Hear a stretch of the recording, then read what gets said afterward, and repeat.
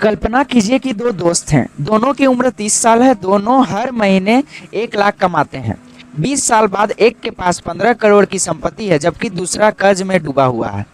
सवाल यह है कि अगर दोनों की कमाई बराबर थी तो एक अमीर कैसे बन गया और दूसरा क्यों नहीं?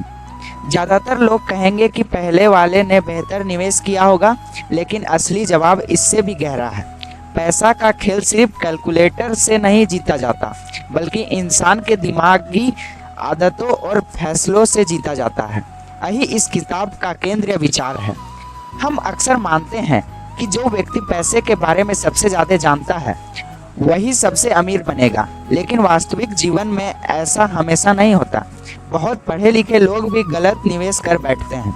दूसरी तरफ कुछ साधारण लोग धैर्य, अनुशासन और सही आदतों से धीरे धीरे बड़ी संपत्ति बना लेते हैं। सोचिए, आपको पता है कि बचत करनी चाहिए, फिर भी अचानक कोई महंगा मोबाइल देखकर खरीदने का मन क्यों करता है? क्योंकि निर्णय अक्सर भावनाओं लेती है, सिर्फ तर्क नहीं। अगर आप अपने व्यवहार को नियंत्रित करना सीख गए तो पैसे को भी बेहतर तरीके से संभाल पाएंगे। हर व्यक्ति पैसे को अलग अलग नज़रिए से देखता है। जिसने बचपन में अधिक कठिनाइयाँ देखी है वह ज़्यादा बचत करना पसंद करता है। जिसने हमेशा आर्थिक सुरक्षा देखी हो वह ज़्यादा जोखिम लेने में सहज हो सकता है। इसलिए अपने वित्तीय फैसलों की तुलना हर किसी से नहीं करनी चाहिए। आपका अनुभव, आपकी जिम्मेदारी और आपके लक्ष्य अलग हैं। सीख, दूसरों की रणनीति कॉपी करने से पहले अपनी परिस्थितियों को समझना जरूरी है। महंगी कार, बड़ा घर या ब्रांडेड कपड़े देखकर हम अक्सर मान लेते हैं कि कोई बहुत अमीर है, लेकिन असली संपत्ति वह है जो दिखाई नहीं देती। बचत, निवेश और ऐसी वित्तीय स्थिति जो भविष्य में भी सुरक्षा दे। कई लोग अपनी पूरी आय दिखावे में खर्च कर देते हैं। दूसरी ओर कुछ लोग साधारण जीवन जीते हैं हुए चुपचाप संपत्ति बनाते रहते हैं। जो दिखाता है वह हमेशा पूरी कहानी नहीं होता। मेहनत जरूरी है, लेकिन जीवन में किस्मत और परिस्थितियां भी अक्सर डालती है। इसका मतलब यह नहीं कि मेहनत छोड़ दी जाए। इसका मतलब यह है कि किसी की सफलता या असफलता देखकर तुरंत निष्कर्ष नहीं निकालना चाहिए। निवेश और करियर दोनों में हमेशा रहती है। विनम्र रहे और अपने फैसले में सुरक्षा का मार्जिन रखें। अगर आपको लंबे समय तक आर्थिक रूप से मजबूत बनना है तो सिर्फ ज्यादा कमाने पर नहीं, बल्कि बेहतर फैसला लेने पर ध्यान दीजिए। पैसा पहले आपके सबसे बड़ा जादू कंपाउंडिंग सोच में। मान लीजिए दो दोस्त हैं। पहला हर महीने थोड़ा थोड़ा निवेश करता है और कई साल तक उसे नहीं छूता। दूसरा हर बार जल्दी मुनाफा कमाने के चक्कर में निवेश बदलता रहता है। कुछ साल बाद पहला व्यक्ति आगे निकल सकता है। क्यों? क्योंकि समय के साथ कमाई पर भी कमाई होने लगती है। इसे ही तो कंपाउंडिंग कहते हैं।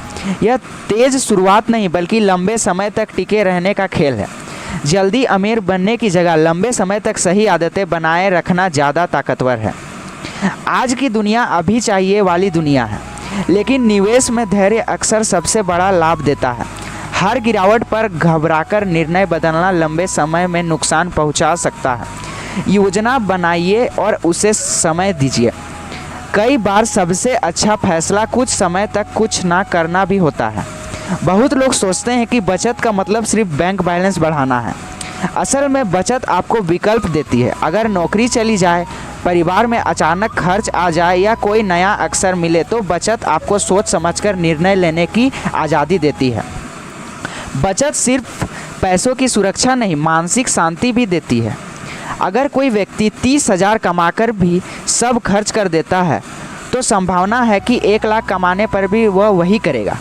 कमाई बढ़ाने से पहले खर्च करने की आदत बदलने की ज़रूरत है। अपने आप से पूछिए, क्या हर नई कमाई के साथ मेरी बचत और निवेश भी बढ़ रही है? आपकी आदतें आपकी आय से ज़्यादा महत्वपूर्ण हैं। बहुत लोग सोचते हैं कि फाइनेंशियल फ्रीडम का मतलब करोड़पति बनना है। लोग इसका एक सरल अर्थ भी है, आपके पास इतना आर्थिक नियंत्रण हो कि आप हर निर्णय सिर्फ पैसों के डर से ना लें। यही स्वतंत्रता धीरे धीरे बनती है, बचत, समझदारी और अनुशासन से। पैसा केवल चीज़ें खरीदने के लिए नहीं, बल्कि और स्वतंत्रता देने के लिए भी होता है। मान लीजिए आपने निवेश किया और कुछ महीने में अचानक मुनाफा मिल गया। अब मन करता है थोड़ा और रुकते हैं, शायद दोगुना हो जाए।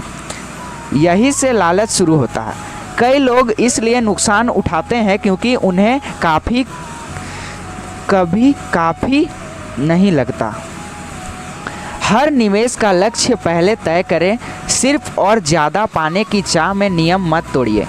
जब बाजार गिरता है बहुत से लोग घबराकर अपने फैसले बदल देते हैं।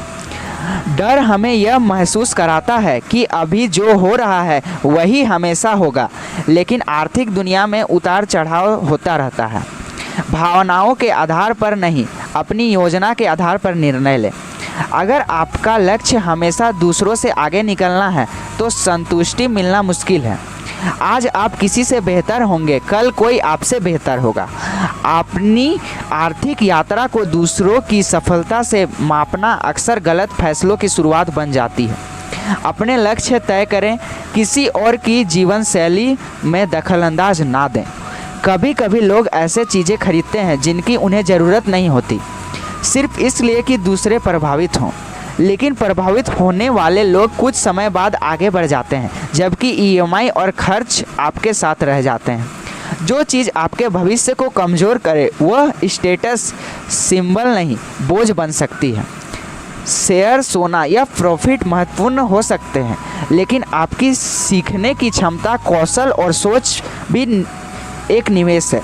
नई स्कूल, बेहतर निर्णय लेने की क्षमता और लगातार सीखने लंबे समय तक आपकी कमाई की संभावना बढ़ा सकती है।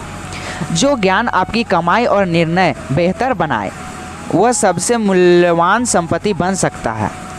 इस पूरे किताब से प्रेरित सबसे बड़ी बात यह है कि पैसे का खेल सिर्फ कमाई से नहीं है, यह आदतें का खेल है, यह धैर्य का खेल है, ये भावनाओं को नियंत्रित करने का खेल है और सबसे बढ़कर यह लंबे समय तक सही फैसले लेते रहने का खेल है। अगर कोई व्यक्ति अपने आय से कम खर्च करे, नियमित बचत और निवेश करे, डर और लालच के बजाय योजना पर चले और लगातार सिखाते रहें, तो समय के साथ उसकी आर्थिक स्थिति मजबूत होने की संभावना बढ़ जाती है। अगर आपको ये वीडियो थोड़ा सा भी अच्छा लगा तो चैनल को लाइक, सब्सक्राइब जरूर करें और अपने दोस्तों को ये वीडियो ज़रूर शेयर करें। मिलते हैं नेक्स्ट वीडियो में, तब तक के लिए